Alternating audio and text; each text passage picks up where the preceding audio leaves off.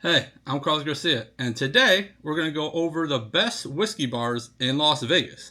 But first, do a giveaway for last week's Jack Daniels 14 versus Calumet 18 video, which over 50 entries. So good luck to who wins this.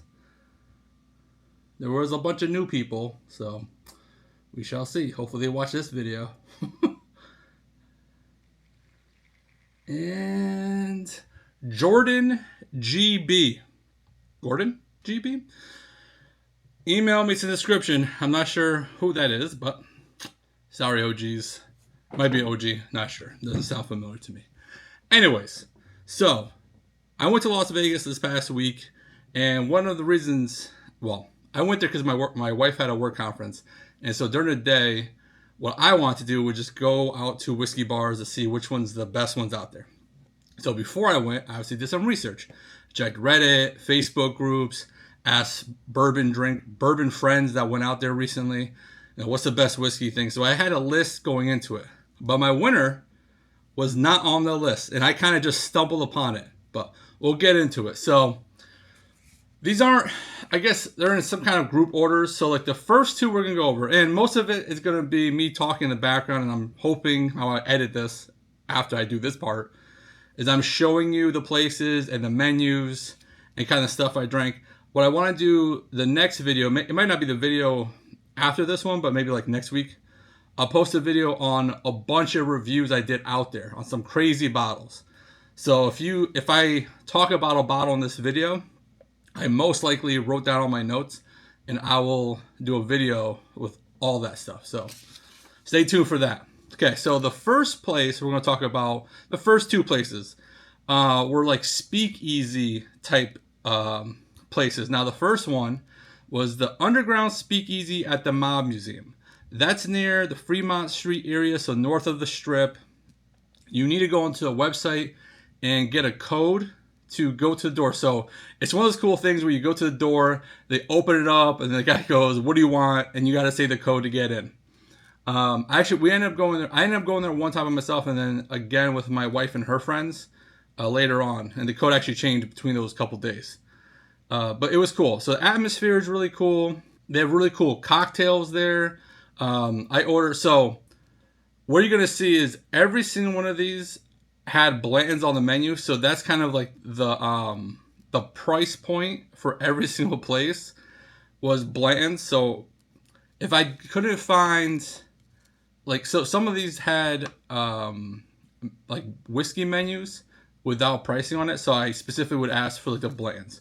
So Blanton's is the benchmark price per pour for all of these whiskey bars.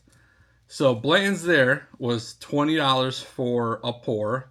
They had some like high-end whiskeys, but not a lot. They didn't have like the B tax and crazy stuff like that. Like the craziest thing was the Willet 8-year bourbon for $54, 2-ounce pour. The Blanton's was $20 for a 2-ounce pour. I mentioned the Willet 8-year because later on I see another one for almost double that. So I wrote that specifically. But the coolest thing about the underground speakeasy at the Mob Museum is the cocktails. So every cocktail comes with like a different format. So I got an old fashioned both times I was there.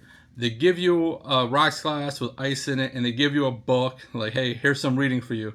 You open up the book, and there's a flask with the whiskey and bitters and everything inside the flask that you pour into your cup. So cool little thing.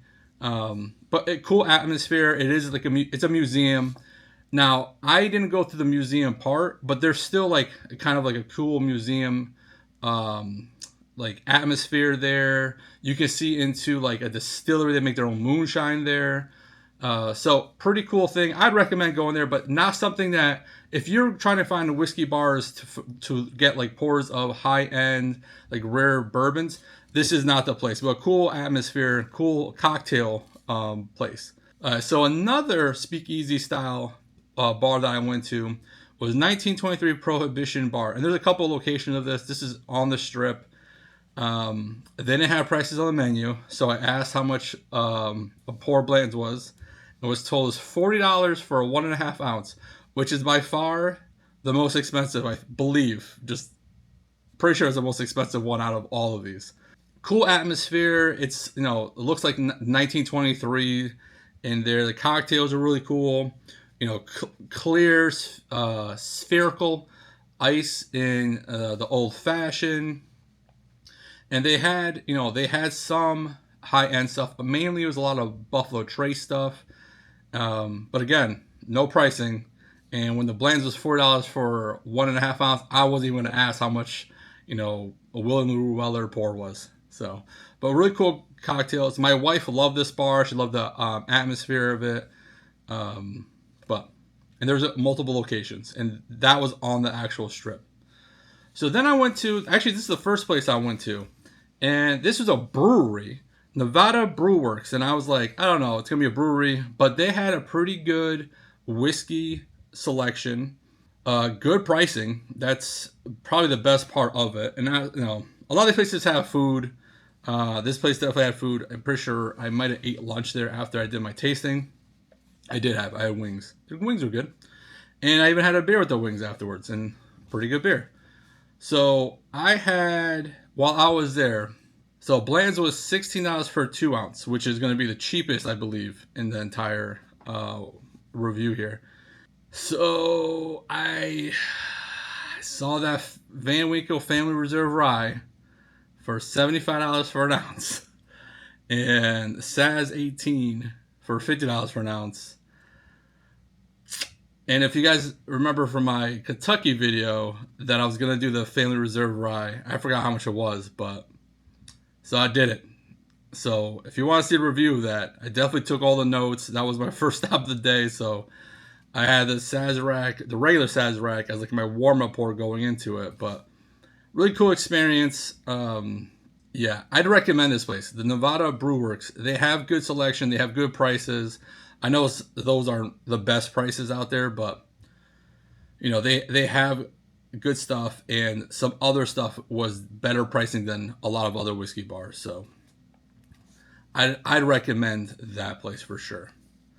Okay, so then I went to a place called Whiskey Stadium, WSKY Stadium. I'm like, oh, look, I checked their website. Didn't look like they had anything. I was like, but I'm like, I gotta go to a place called Whiskey, right? Yeah, they don't really have any high-end whiskeys. They just have a lot of like middle to low shelf whiskeys. They have a good amount of those. Definitely more like sports bars right across the street from the new Raider Stadium. The Bland's was $30 for 2 ounces. Again, another one that had no pricing on the menu. I had a smoked old fashioned there. So they do, if you like smoked old fashioned, some of these places didn't do that, but they do that there. What I reckon, I would probably go there like before like a Raiders game or something like that, but I wouldn't go out of my way to go to this place. If you want a cocktail, go to, one of the other cocktail speakeasies. If you're trying to find some high-end whiskey, there's plenty of other options. Now, if you want like a bar, like sports bar, that's probably the most sports bar out of all of these, but there's a lot of those on the strip. And again, I reviewed like 10 places. There's thousands of bars in Las Vegas. There's, I went off of what people recommended and what I found going into it. And if I saw something nearby that said whiskey in the title or something like that, I walked in. Like this one. So the Oak Room Whiskey and Tequila Bar at the Rock House. This was like right near where I was staying. I was staying at the Link in Las Vegas, which is kind of the middle of the strip. This is like a hotel right by us. Bland's there was $24. And something I didn't even say. So the Nevada Brew Works, they didn't have Glencairns. They served those very fancy drinks in rocks glasses. That wasn't my favorite. If you're spending money for high-end stuff, you kind of want at least some kind of sniffing glass. Because I'm not gonna say Glen because there's another glass that some other place used. But the Oak Room, they used Glens, and they had a cool little, on their menu, they had a price per pour and a price for flight pour, so like a smaller. Now, I asked the guy what the difference was. He said 1.5 ounces and 1 ounce. But when I got the flight pours, they were definitely more than an ounce. So I think it's 2 and 1.5 ounce. But, just I'm not 100% sure on that. Good selection. Nothing very high end there. Only like a couple things were even like 40 or above. Except there's a couple scotches that were more expensive. A couple Whistle Pig ryes, I believe, were also pretty high or pretty expensive, but nothing too crazy. The bar is pretty big, and there's one section of it that's like a circle bar that you can actually smoke cigars at. I did notice that, so in case you want to smoke cigars and drink, they did 20% off for like a Father's Day, which we were there for Father's Day. I did a flight of the 3 Uncle Nares because I'm not sure if I ever actually had any of those. And I saw a Hala Male Panola Island Arrested Whiskey. Never heard of that. And so, I was just trying to do a flight of stuff I never had. So, again, reviews on that coming soon. So then we went to a couple, I would say, higher end whiskey lounges or whiskey bars that are more whiskey geared. So, or have higher end stuff anyways.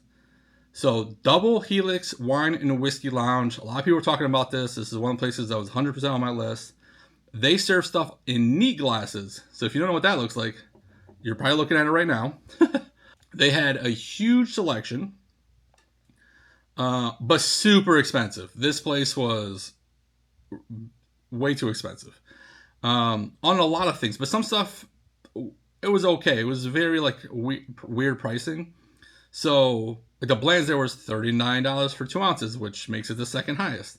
And then they had the Sazerac 18, which for $124 for 1 ounce. Where at Nevada Brew Works, I had that for $50 for an ounce. So almost a third of the price. You know what I mean? And then Predictum 15-year was $99 for 1 ounce. And I put that here because I'll get to another place that I had that I actually had it. And it was $60 for 2 ounces. So this would have been $100 for 2 ounces. So, you know what I mean? Just kind of thinking about like the pricing. And I'm sure I'm showing you guys the menu. There they have some cigars for sale. You can smoke, at least outside. I saw people smoking outside. I don't know if you actually smoke inside the bar. I doubt it. But what I did end up getting there, which was disappointing. let me spoiler on this review. I got the Old Fitz 19-year because it was $69 for 2 ounces. And I was like, oh, that seems like a decent enough price, especially when you're looking at other price tags. Way, way too oaky. Even my wife was like, that is just like licking bark. So, spoiler alert, not my favorite. I was going to pull the trigger on the Parker's 24-year at $113 for an ounce. But I don't think there was 1 ounce left in the bottle. It was right on top of like the shelf. And that one, and there was another Parker's next to it. I forget which one.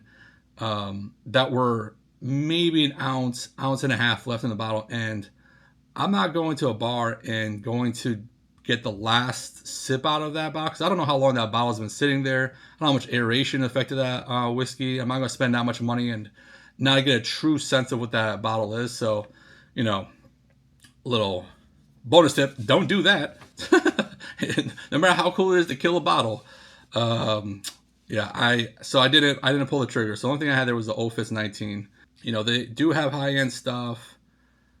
It's just too expensive. So then I went to a place called Oak and Ivy. I went there by myself. They have Glencairns.